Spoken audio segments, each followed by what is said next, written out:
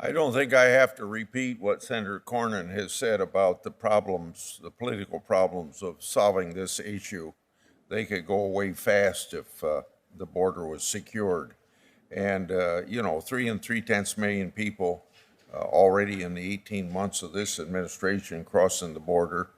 And then we have the absurd statements by Vice President Harris, quote unquote, the border is secured. I think I've heard Secretary Mayorkas say the same thing. So, Sheriff, I know that you also personally witnessed this impact at the open border. I guess you've already made a strong statement in regard to that. So, my first question is, you've previously attributed migrant deaths to, quote, the false compassion of open border, end of quote. I think that's a superb description of what we're seeing at the southern border. I'd like to have you elaborate on that phrase. Yes, sir.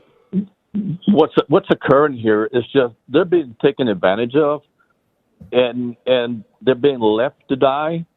And it's not a good death because they know they're dying. It's not and what I mean by that, it's not a quick death and that they're just going to die as you would in a crash. But we got lots of 911 calls when you hear the last desperate voice on him saying that tell my mom I love them, tell my sister, my wife, children, whatever the case might be.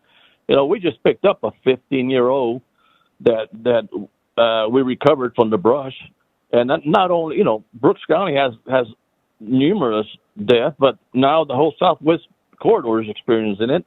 I got bodies from Maverick County, Texas, in my morgue. I have a morgue myself in Brooks County that we house other bodies that are recovered from the different counties because it's a surge. And until we secure that border, until that is shut down completely, then we can start working on everything else. And I understand the health issues. I understand what they're trying to say, but it's policy.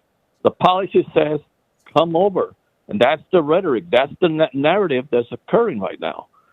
The narrative is come over. Well, guess what? We need to do it correctly. This is why I set the rule of law. It's got to be done correctly. I'm a Democrat, but it's just pathetic how things are going currently along the border, along the Southwest corridor. You've talked about the role played by transnational criminal organizations in migrant deaths that we've seen at the border.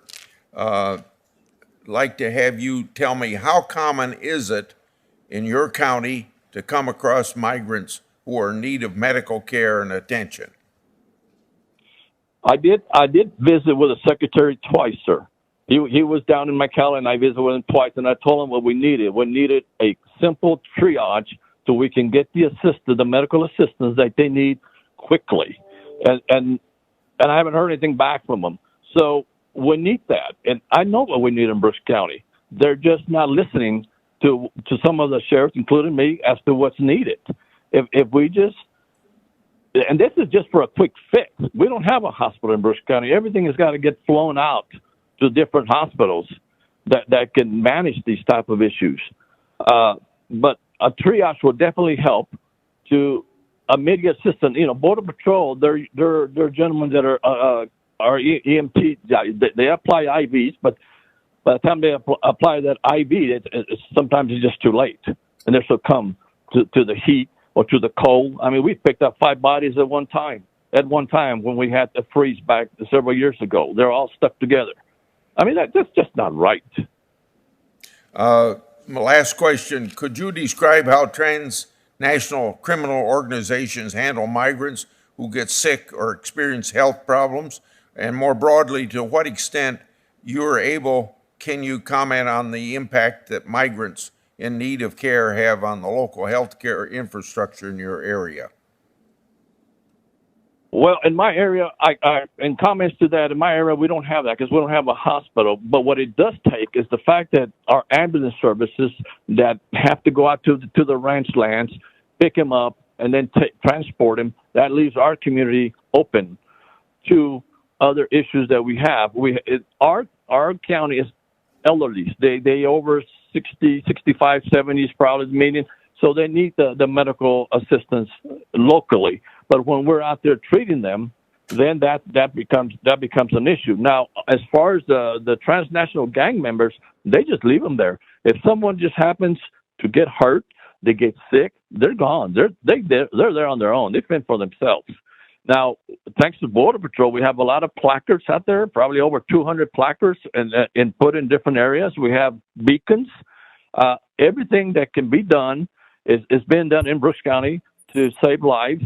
I work closely with the consulates. There's 4 consulates I work closely with, and down in the McAllen office, and we give them a lot of literature to forward down south so they can understand what's going to happen to them if they come into the United States, if they come into Brooks, the dangers that might be happening. So everything has been out there. The outreach is there. Where they're the fact is, transnational gang members, they just don't care. It's all money's for them. Thank you, Senator Grassley. And colleagues, I'd like to share just on